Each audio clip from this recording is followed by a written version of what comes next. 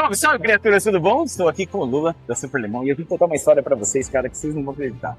Assim, você sabe que loucos se reúnem pra contar histórias, e esse daqui é um louco que eu gosto muito, tá? Então, assim, existiu um dia a qual o Lula falou assim, cara, eu vou fazer um domo geodésico. Eu falei, porra, Lula, que legal, onde você vai fazer? Cara, eu vou fazer assim, assim, assado, vai ser uma casa minha, não sei o que. Eu falei, Lula, eu já fiz um, já fiz outro, fiz até um no Rio de Janeiro em cima de uma balsa lá, não sei o que lá. Falei, vamos fazer. Então a gente começou a desenvolver e tal. E aí, durante o processo, eu acho que você apresentou um projeto pra gente. Sim, de nós. É, de nós. Que era diferente. Aí eu olhei pra ele e falei assim, Lula, você sabe que isso daqui tem nome, né? Eu falei assim, não, então, isso aqui é uma recíproca, uma cintura recíproca, assim, assim, assado. Aí o Lula olhou, assim, eu nunca tinha feito, tá, Lula? Falei bem claro pra você, nunca fiz esse negócio aqui, né? Eu falei assim, dá pra fazer assim, aí ele mandava foto pra mim. Ele e a filha dele, ele pegava os canudinhos. Eu até mandei a foto pra ele. Olha só, tinha uns canudinhos no Antônio. Eu falei, eu implantei uma coisa errada. Falei com o cara errado. Aí o Lula falou assim, então, e aí, vamos fazer na Bienal? A gente até tentou antes, né? Teve Tentamos. que não saiu, mas eu acho que a ideia ficou na cabeça. Aí apareceu a Bienal. Da dele, na cabeça dele. É, na minha cabeça, mas é culpa tua. Você que plantou a ideia. E aí apareceu a Bienal de Arquitetura Brasileira, que a gente foi convidado para fazer uma casa, com uma liberdade de trazer, né, processos, materiais que a gente gosta e eficiência.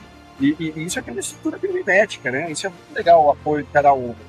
E você vê aí, um ano e meio depois daquela conversa, estamos aqui dentro da primeira montagem, né, a pré-montagem para a gente ter todas as definições de como acaba, até porque é uma estrutura extremamente complexa, um ângulo nasce aqui, outro, então agora a gente estava justamente definindo os acabamentos e por mais que a gente tenha modelo 3D, mais de uma maquete, nada como a estrutura ao vivo, né? Fora que a parte mais legal da brincadeira é esse tipo de desafio. Você sabe aquelas pessoas que você dá a ideia, assim, cara, é legal pular da ponte, ó, é legal, mas ó, nunca pulei, tá certo? Aí o Lula fala assim, vamos pular junto. É assim que nascem essas ideias. E, cara, Lula, até agradeço você pela oportunidade, não somente como eu falei pra vocês, isso daqui foi sempre um sonho pra mim fazer, né? Pra mim é legal ver nessa proporção, porque na brincar, assim, a gente sempre brincou, principalmente com... Eu dei aula na Unicamp sobre estrutura recíproca, assim, a gente sempre mostra e tal, não sei o quê, mas fazer diferente, que é o que você tá falando, cara. E o pior, a gente tá aqui, bicho, com essa estrutura pré-montada aqui na Reúde, e a gente tá definindo como é que a gente vai pôr a cobertura, entendeu? Porque, cara, que nem o Lula falou, você não consegue visualizar ela 100% se você não montar, cara. E o que eu gosto muito da recíproca, né, depois estudando, porque ela simula, é uma estrutura totalmente estética, né? Você pegar, assim, diversas flores têm esse padrão, que é essa história que uma viga apoia na outra, que apoia na outra, que apoia na outra, então ela se autotrava. Sim, gente, não, acho que todo mundo conhece Leonardo da Vinci. Verdade.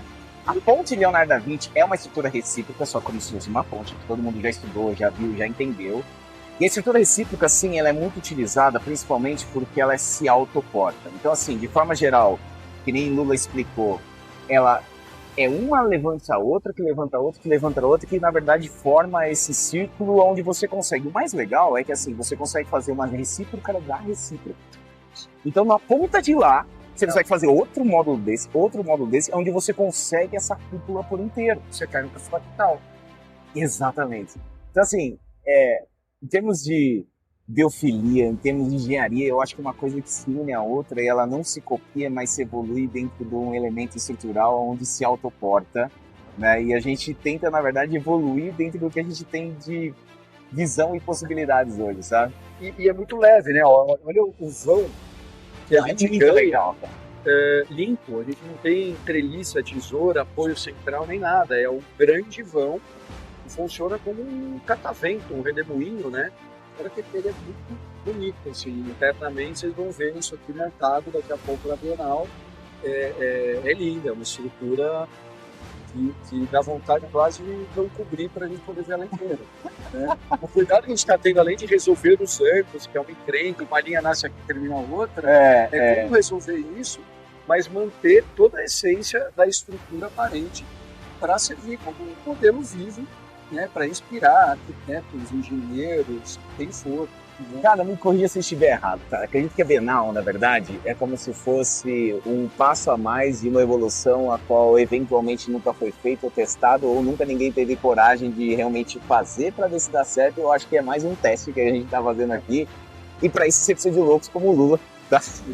Que incentivam outros loucos Mas é a isso. idealizar uma coisa como essa, cara. Não, e é isso, pra pular do avião, a gente tem que ter um ótimo para que senão você é louco, né? A gente montou um time aqui e forte. Não, cara, eu vou falar pra você, agradeço não somente Lula, mas outros parceiros também, como Guilherme da Difícil, o pessoal da Omni Trade, entre outros que participaram e compraram essa loucura, cara. Porque assim, é uma coisa que a gente fez de coração para que isso daqui seja pelo menos um passo da evolução para que inspire outras pessoas. Total. E estamos vendo para perpetuar pós-bienal. Isso ainda não podemos contar aonde, mas a nossa ideia é que principalmente estudantes possam acessar essa estrutura eternamente, porque é uma aula de estrutura ao fim. Valeu, gente. Espero vocês lá na Bienal, hein? Para ver isso daqui, ó. Valeu, obrigado, viu? Valeu.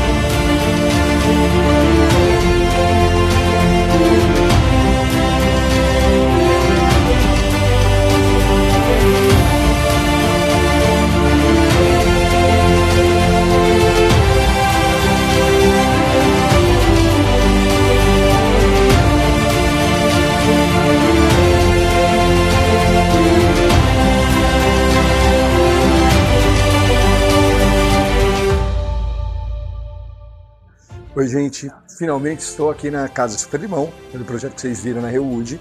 Estava montando há umas 2 semanas e agora a gente está de pé aqui na Bienal de Arquitetura. E é muito legal, né? Como vocês viram lá, é uma estrutura recíproca, então as vigas se apoiam uma na outra e criando esse jogo que traz uma resistência muito grande, vence grandes vãos com muita leveza.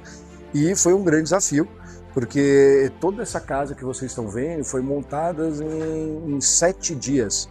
Entre chegar ao pilar, vir a estrutura secundária e tudo mais.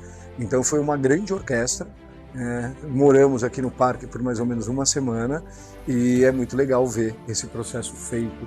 E foi essencial aí todo o trabalho, toda a dedicação da equipe da Rewood, desde a fase de projeto até canteiro mesmo. A gente viveu aqui alguns dias intensos e foi muito bacana. E agora, hoje é o primeiro dia, na verdade ainda nem abriu, abre amanhã. Mas é incrível o resultado, as pessoas vindo ver a casa, acabamos de gravar para a TV chinesa até, então tá sendo muito legal o que a gente está recebendo aqui de comentários em cima desse projeto maluco que Calil e sua turma toparam fazer com a gente. Então, gente, obrigado pelo apoio, realmente somos amigos, né? Não é simplesmente uma empresa, é uma parceria muito legal para botar algo assim de pé. E que está aberto para todos visitarem. Vai durar 1 mês essa Bienal. A gente pretende levar essa estrutura depois para um lugar que ainda não posso revelar, mas eu espero que todos tenham essa oportunidade de visitar esse trabalho conjunto que ficou muito bacana.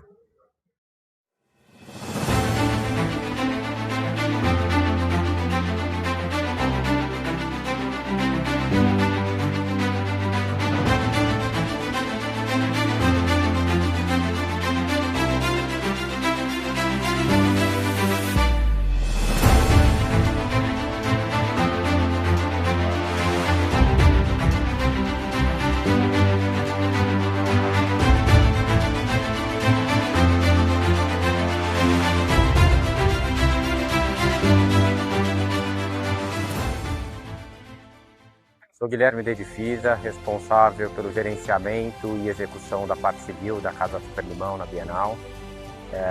Foi um processo bem complexo desde o início da sua concepção.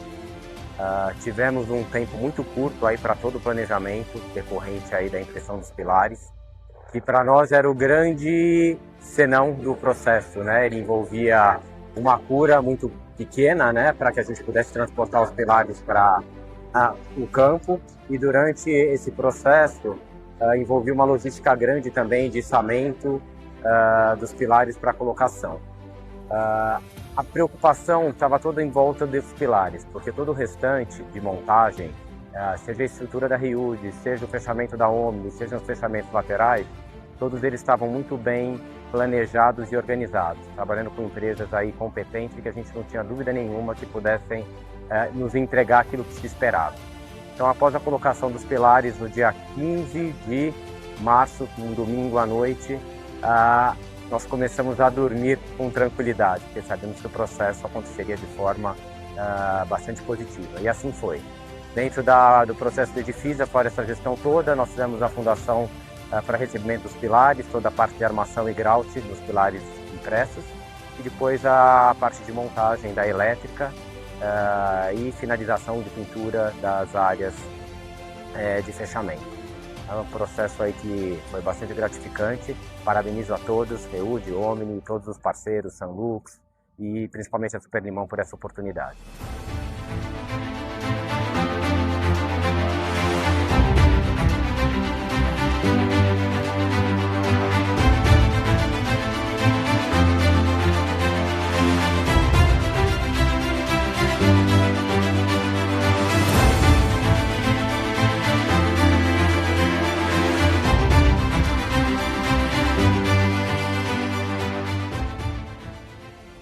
Vou apresentar para vocês aqui o projeto da Casa Super Limão, e um dos diferenciais que é onde a gente se encaixa aqui é a parte de impressão 3D de concreto.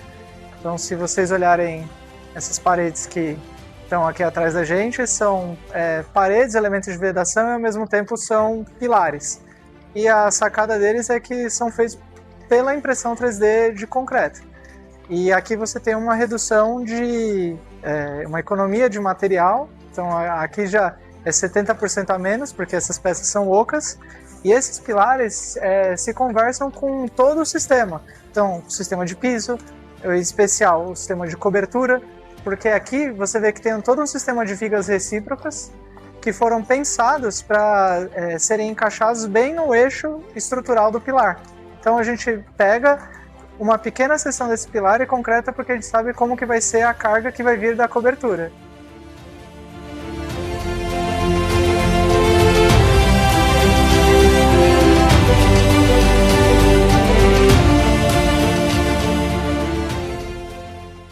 Você sabia que a madeira é, na verdade, um dos materiais mais raros do universo inteiro?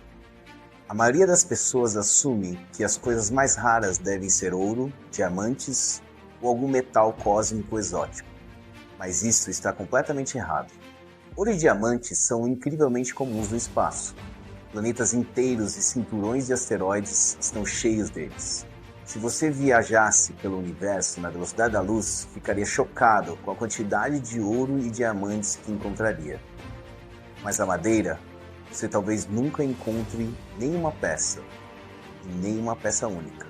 E a razão é impressionante. A madeira só pode vir da vida biológica real.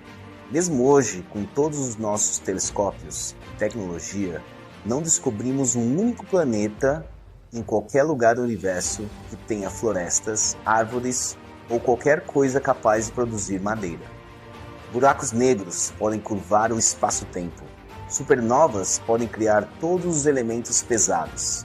E estrelas de nêutrons podem esmagar átomos e matéria estranha. Mas nem mesmo a força mais poderosa do cosmos pode criar uma árvore simples. Isso significa que a mesa de madeira do seu quarto ou o lápis na sua mão não é apenas um objeto, é um dos materiais mais raros e extraordinários do universo inteiro.